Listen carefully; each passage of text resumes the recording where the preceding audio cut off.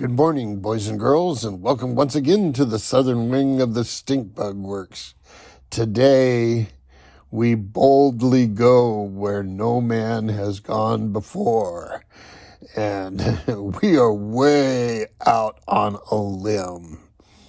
I have fabricated a rough prototype of my plan. I did do some screw ups. This top skin I got a little crooked, so there's going to be a gap here. But so be it.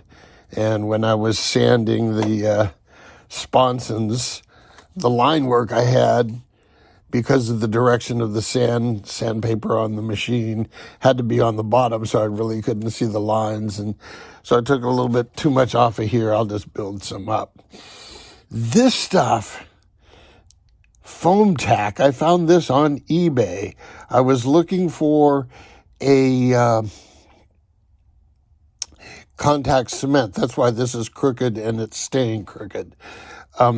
This is a really good contact cement for Depron. You paint it on both sides, rub them together, pull them apart for a bit. There'll be some strings. Blow on them, let them dry, put them back together, and bingo, that's where they are. So get a load of this. In your mind, picture a normal hydroplane, and then looking down upon it, how much does the rudder move in relationship to the hull? Does it move just a little bit, or does it move a lot?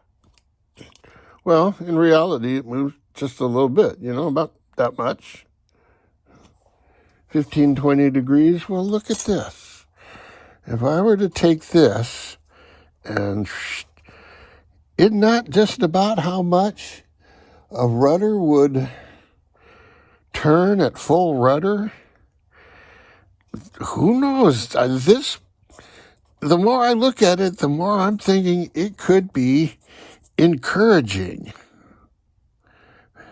I mean, that's a swoop and turn, and I've only cranked it just a little bit. I'm thinking it might be almost sensitive around a small axis. So next thing to do is build a tub. Basically what I did on this, just so you know, I used the parts from the other Depron rigger. So I used these parts and I made a new ski. I cut this back a little bit, so I'm going to build it up. Maybe I'll put an extra ramp on it, and then I'll put a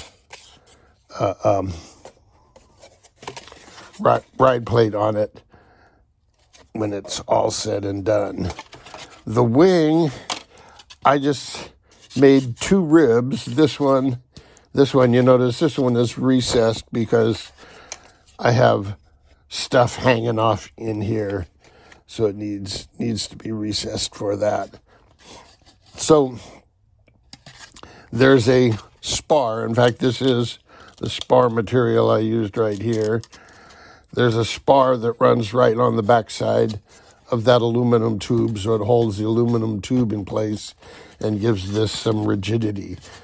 So I made a couple of these, and now all I need to do is make a tub that will somehow have an area where this will glue, and so this can rotate. This is 6 millimeter, so I can get some 6 millimeter wheel collars and adjust the how and where of this thing.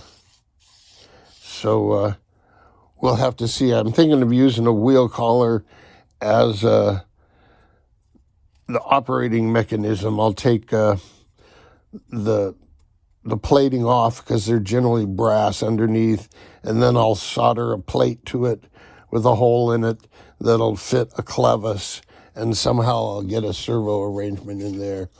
I probably want a pretty beefy servo because if it's turning the boat, it's got to be pulling some load to want to make the boat go straight, because in the real world, it'll want to go one direction and one direction only, whatever that direction is, and straight, curved, but it'll want to stay that way. So changing it is going to take some force to change that tendency to want to go in that direction.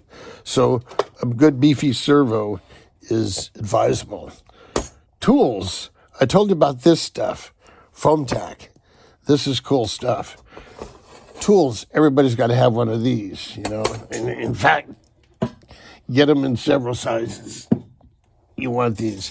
It's especially good for when you're cutting edges, because you don't want an edge like that. You want an edge like that. Okay, boys and girls, until next time, jet out.